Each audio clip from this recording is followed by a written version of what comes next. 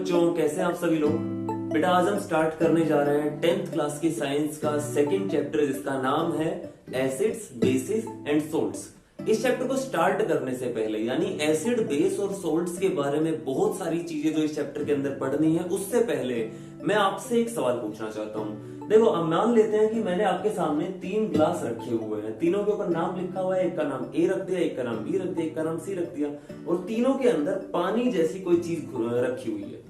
मैं आपसे बोलता हूं कि भाई इनमें से किसी एक ग्लास के अंदर एसिड है, किसी एक के अंदर बेस है और किसी एक के अंदर सोल्ट है। आपको पहचानना है किसमें एसिड है, किसमें बेस है, किसमें सोल्ट है। आप उनसे आगे जो एक्टिविटी होने वाली है, जो आपको रिएक्शन करके देखनी है, वो बाद में करके देखना, लेकिन उससे पहले आप मेरे को ये बताओ इनमें किसमें एसिड है, किसमें बेस है, किसमें सोल्ट है। तो सबसे पहली चीज जो इस चैप्टर के अंदर हम पढ़ने वाले हैं वो वे चीजें रहेंगी जिनकी हेल्प से हम एसिड, बेस और सोल्ट के बीच में डिफरेंस को समझ सकते हैं।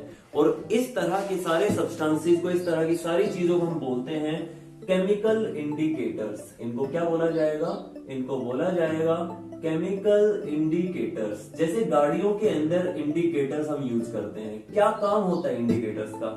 इंडिकेटर्स का काम होता है ये इंडिकेट करना कि गाड़ी किस डायरेक्शन में मुड़ने वाली है, क्या गाड़ी किस डायरेक्शन में जाने वाली है। जैसे कि मैंने क्या किया, राइट साइड का अगर इंडिकेटर दिया है तो इसका मतलब राइट में गाड़ी मुड़ने वाली है, अगर लेफ्ट का दिया है तो गाड़ी लेफ्ट में मुड़ने वाली है, अगर इंडिकेटर नहीं दिया हुआ है तो, अगर नहीं दिया हुआ है तो गाड़ी सीधी जाने वाली है।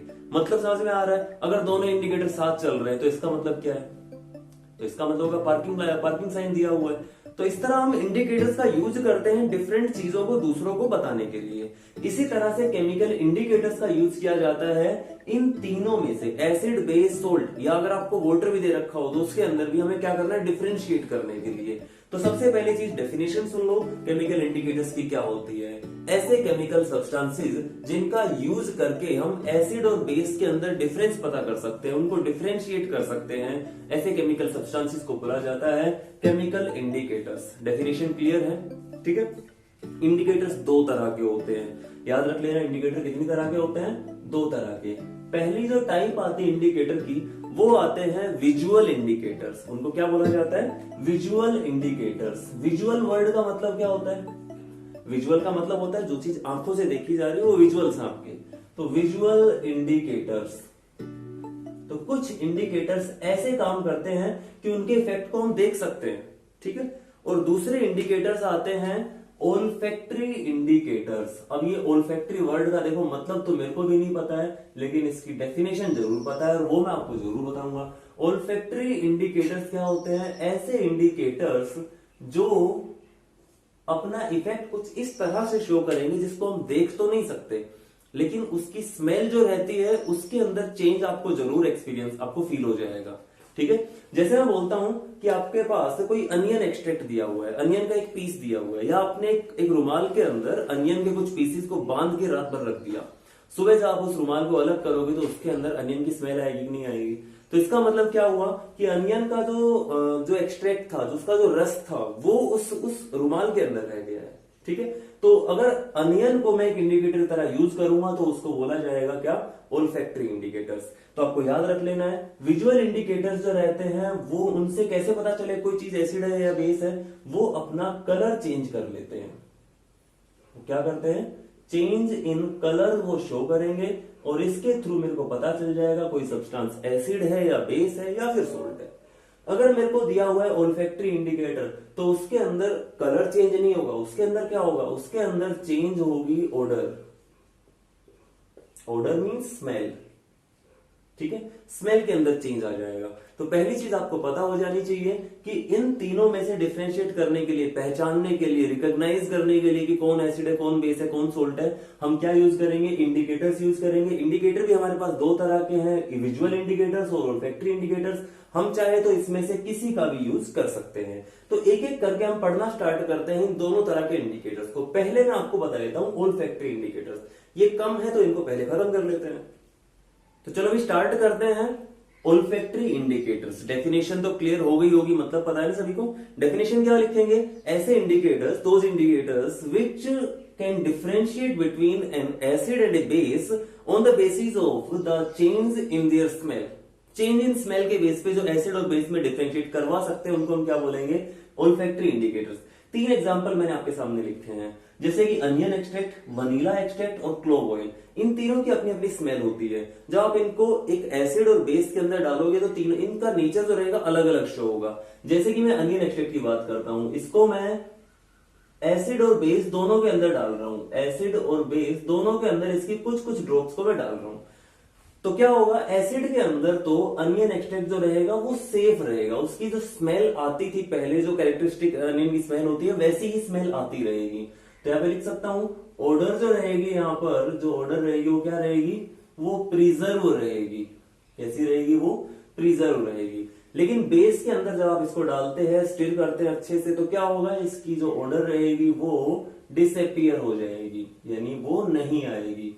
कुछ एक केसेस के अंदर ऐसा हो सकता है, बेसिक सॉल्यूशन अगर ऐसा है जो बहुत ही हल्का सा बेसिक है, जिसके अंदर बहुत ज्यादा बेसिक नेचर नहीं है, तो वहां पर स्मेल पूरी तरह खत्म नहीं होगी, वहां पर उसकी इंटेंसिटी कम हो जाएगी, ठीक है, कम आएगी स्मेल वहां पे। इसी तरह वनीला एक्सट्रैक्ट, इसकी भी अपनी कैरेक्टरिस्टिक स्मेल होती है। जब आप इसको एसिड के अंदर डालते हैं तो इसकी ऑर्डर सेफ रहती है, प्रिजर्व रहती है।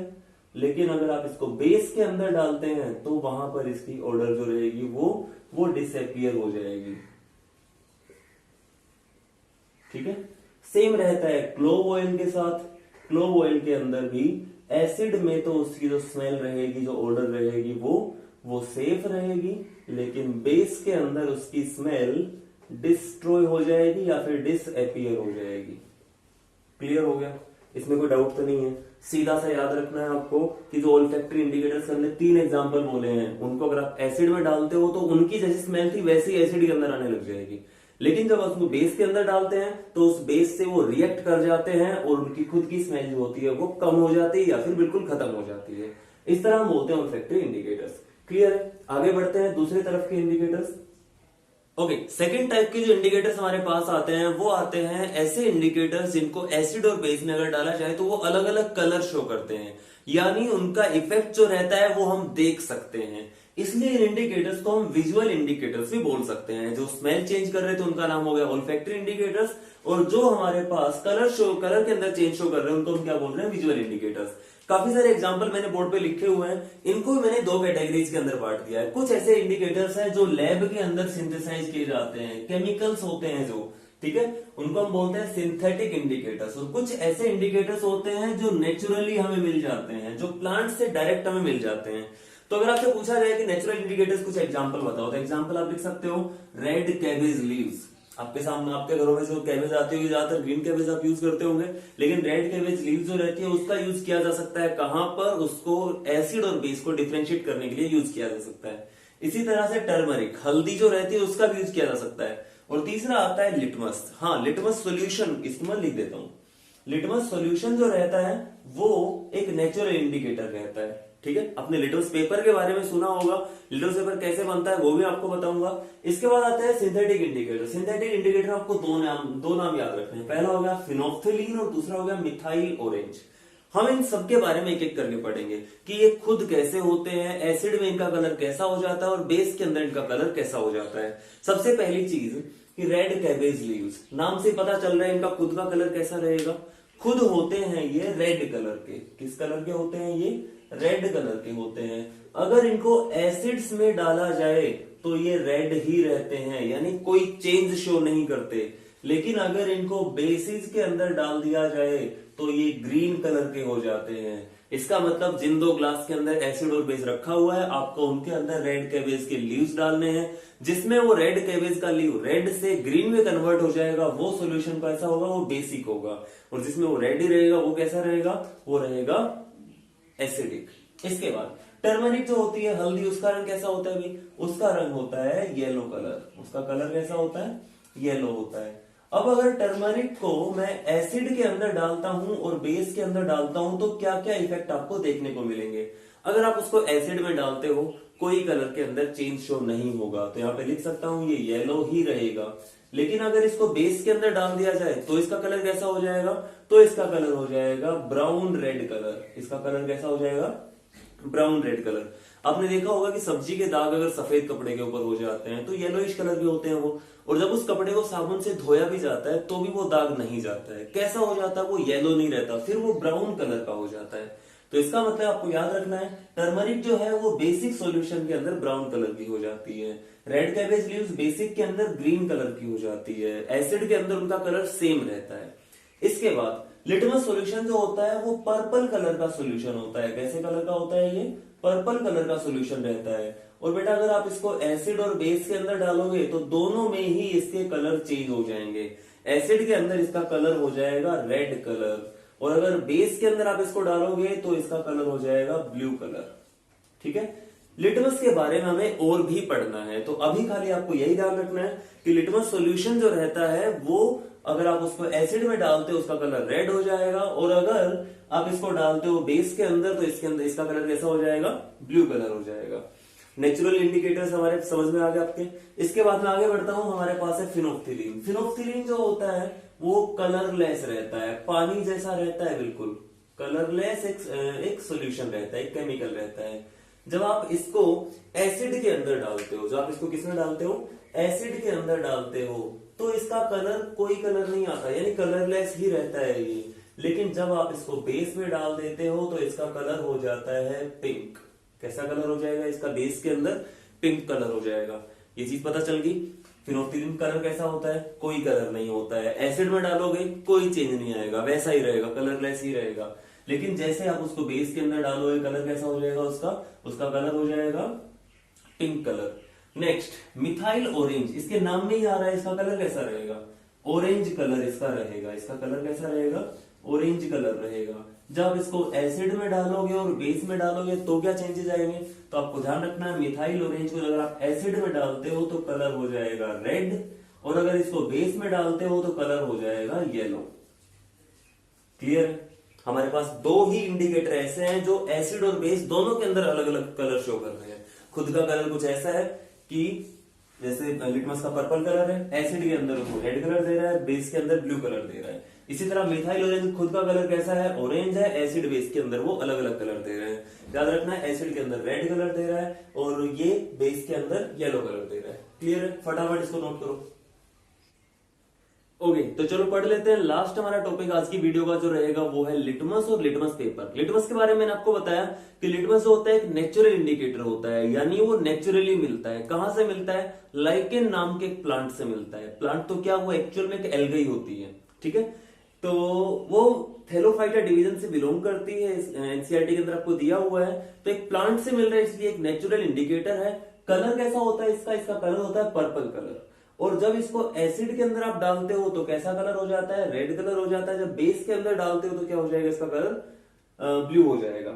इसके बाद यहीं से कॉन्सेप्ट निकल के आता है लिटमस पेपर का। तो यहां से याद रख लेना, लिटमस पेपर जो होता है वो क्या होता है। देखो, लिटमस सॉल्यूशन के अंदर अगर आप पेपर को डुबो के रखोगे तो वो पेपर क्या कर लेगा? उस सॉल्यूशन को अपने अंदर एब्जॉर्ब कर लेगा।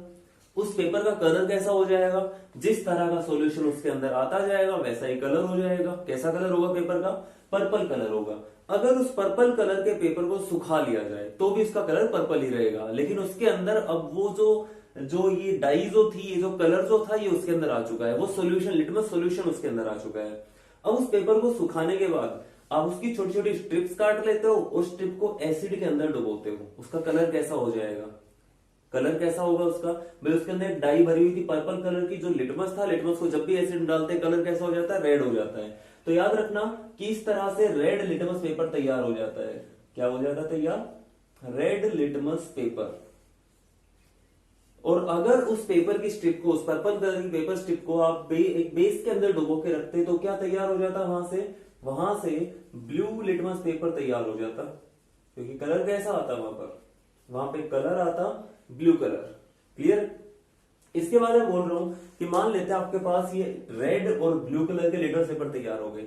इस रेड लिटमस पेपर को फिर दोबारा मैं क्या करता हूं? किसी बेस के अंदर डालता हूं। इसके अंदर क्या भरा हुआ है? अभी भी इसके अंदर लिटमस है जो बस रेड हो गया है। और अगर वो लिटमस सॉल्यूशन वापस से बेस के अंदर जाए, कलर कैसा हो जाएगा? ब्लू कलर का हो जाएगा। तो यहां से आपको एक ये लाइन याद रख लेनी है इस तरह से, ABR और BRB। याद रख सकते हो? ABR BRB। ABR का मतलब है कि जब हम बात करते हैं एसिड की, तो एसिड में ब्लू कलर का लिटमस पेपर किसमें कन्वर्ट हो जाता है? रेड के अंदर चेंज हो जाता है। और बेस के अंदर क्या होता है, रेड कलर का लिटमस पेपर ब्लू के अंदर चेंज हो जाता है। या फिर इस तरह ध्यान रख लो कि एसिड में चाहे किसी भी तरह का लिटमस सॉल्यूशन आप डालो, वो कैसा कलर शो करेगा, रेड कलर शो करेगा। अगर आपने रेड ही डाला है तो रेड ही रहेगा, ब्लू डाल दिया तो वो भी रेड हो जाएगा। बेस के अंदर आपको कलर याद रखना है ब्लू। बेस के अंदर क्या होगा, आप किसी भी तरह का लिटमस पेपर आप डुबोगे तो कलर कैसा आएगा, ब्लू आएगा। अगर आपने रेड लिटमस पेपर को आपने डिप किया तो उसका कलर ब्लू हो जाएगा। अगर ब्लू को डिप किया है तो ब्लू ही रहेगा। तो याद रखना है एसिड के अंदर रेड कलर आता है, बेस के अंदर ब्लू कलर होता है। किसका, लिटमस पेपर्स का या फिर लिटमस सोल्यूशन का। क्लियर है इतना? तो आज की वीडियो के अंदर इतना ही। नेक्स्ट वीडियो के अंदर हम पीएच के बारे में पढ़ेंगे, जिससे कि एसिड्स को हम डिफाइन भी करते हैं और वहां से एक और इंडिकेटर निकल के आएगा जिसको बोला जाता है यूनिवर्सल इंडिकेटर। मिलते हैं नेक्स्ट वीडियो में।